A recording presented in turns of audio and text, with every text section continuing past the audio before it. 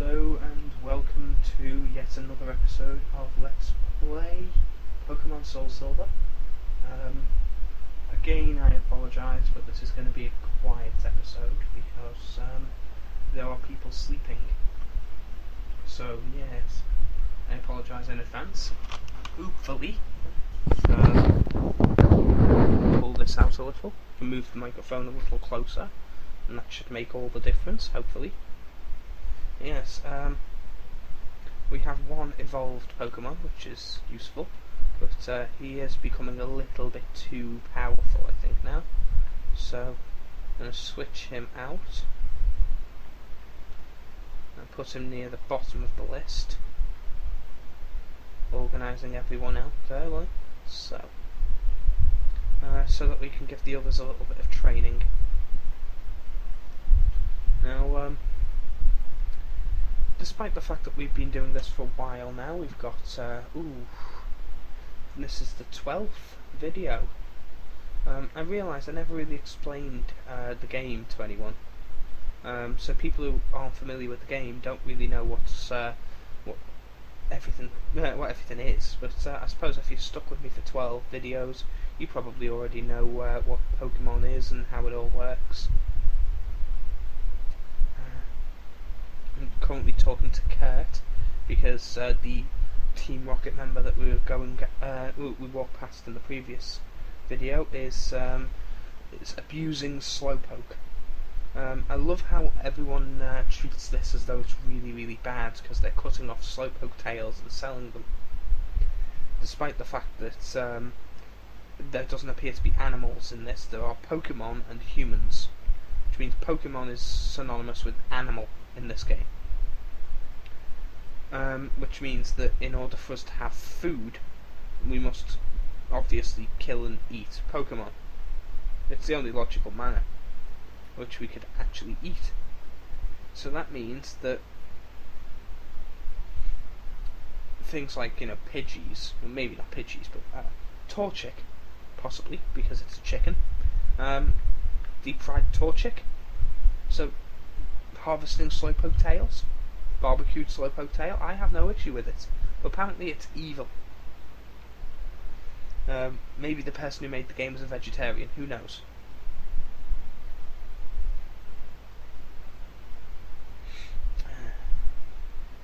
Yes, I love how Kurt goes to stop them and then immediately sends me in to do his dirty work.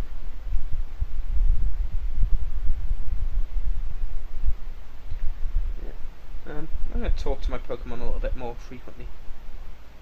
Spearow is composed. It's good to know.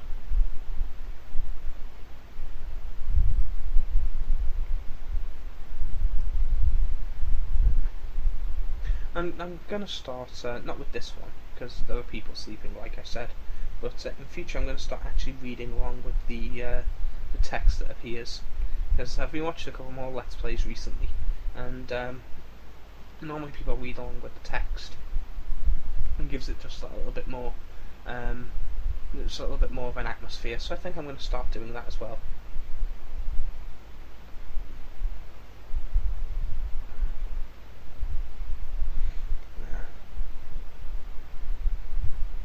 It's been intriguing playing so far. I keep battling. I want to see Spearow level a little bit more. Peck your way to victory! My aim at the moment is to try and get everything to level, level enough that it'll evolve, hopefully.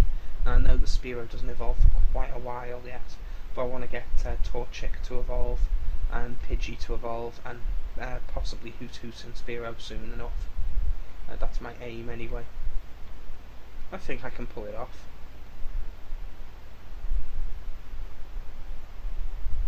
Because at the moment I only have one Pokemon evolved, which just doesn't feel like enough, really. Oh, there's wild Pokemon down here. Ah, Zubats.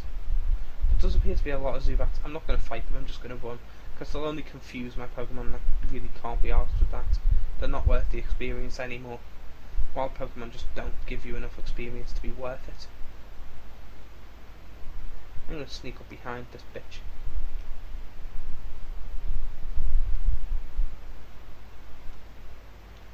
Ha ha ha.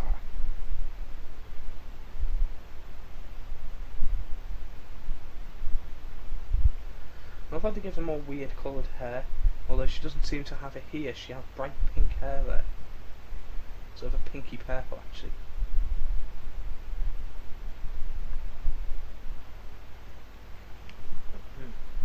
I've always liked weird coloured hair. I don't know why, but it's one of those things that I find it quite attractive. It's one of the reasons why I've not actually seen the film yet, but if I ever do get to see Scott Pilgrim versus the World, yeah, I can understand the main character being so attractive and unattainable, because quite frankly, that girl is bloody gorgeous, and the fact that her hair changes colour from like red to blue to green and all of that, wow, she's so hot. I can't help myself. That kind of thing drives me bloody nuts. Drives me up the wall. I love it.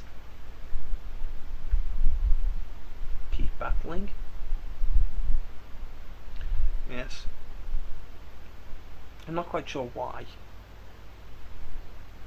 but yes, it definitely attracts me anyway. And any girl who's got some really weird dyed hair, yeah, definitely count me in. I also like the fact that she's got it like cut in a weird way as well.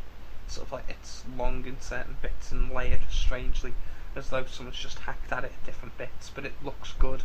It doesn't look stupid.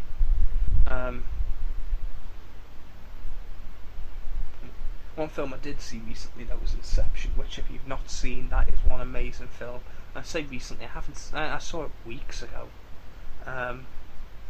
It must be almost 3 weeks now since I've seen Inception. Yeah, it is at least 3 weeks since I've seen it, and it is still one of my favourite films ever. The film is amazing. If you haven't seen it, you owe it to yourself to see it. The film rocks. It rocksaws in your socksaws. And it is definitely worth watching. I strongly advise everyone out there to go ahead and do so. And it's strange because it's one of those films that I would never have expected from Hollywood. Because to be honest, most people agree now Hollywood is a dumping ground for crap. I mean, Twilight proved that. They don't make decent films anymore because they appeal to the lowest common denominator. Mainly because the cinema experience is dying. It's dying to the horrible death because no one wants to go to the cinema anymore. When you've got a massive widescreen high definition TV in your home, you're not going to go to the cinema and sit in an uncomfortable seat with people you don't know and watch a film. It's just not going to happen because it doesn't feel homely. It doesn't feel comfortable. And you're certainly not going to pay the sheer ridiculous price that you have to pay to go to the cinema now. I mean, when I last went to the cinema, it was actually to see Inception. I believe it cost me over £5. I think it was like £6. I can't remember exactly, but for that I could buy a DVD and own the film forever. I mean, I may not be able to get it on high definition, but who cares? I mean, a normal DVD is better quality than the cinema, because the cinema's got all that grainy things and all those fucking hairs and little burn marks and shit on the film. You know, where if you look at a white bit, it's loads of little bits flickering all over it. I don't get why they still play film like that in the cinema. I mean, they could project a high definition DVD copy of the film, and it would be so much better than a reel.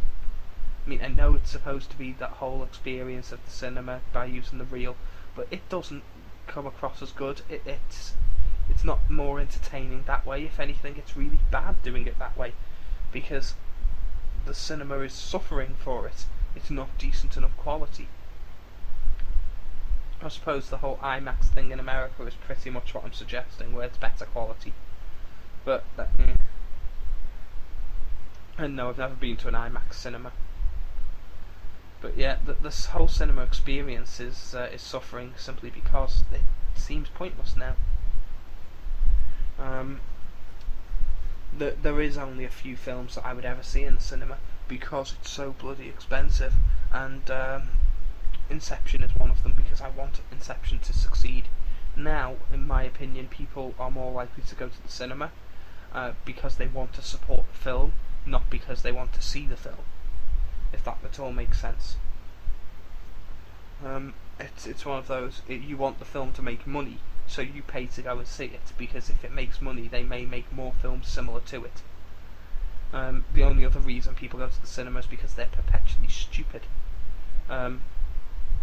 Hence people like the bloody annoying Twilight fandom.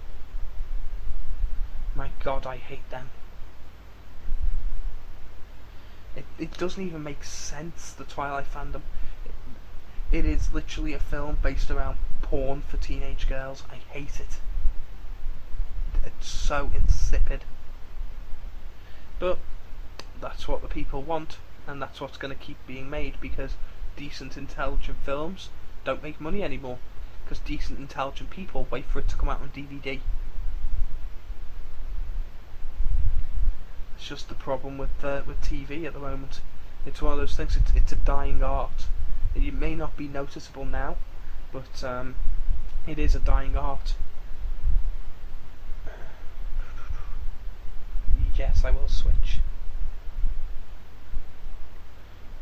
It's one of those things where for movies to be made, they need to be able to make money, and they're not going to make money at the cinema anymore unless they're insipid bullshit that the average idiot will watch, because anyone with any brains doesn't go to the cinema. So basically, less and less money is going to go into the film industry because it's just not making any money anymore. Instead, money goes to the internet. So I can see, I could see potentially a lot of money in internet broadcasting if films, instead of having a cinema release, had an online release, and you could buy a ticket to watch it online. That would be intriguing. I'd love to see how they did that. Downloading it through iTunes, maybe. For those of you who use Apple products, I don't personally, but I could see that working. Keep battling with Torchic. Zubats are irritating, and Torchic can do a lot of damage to them quickly.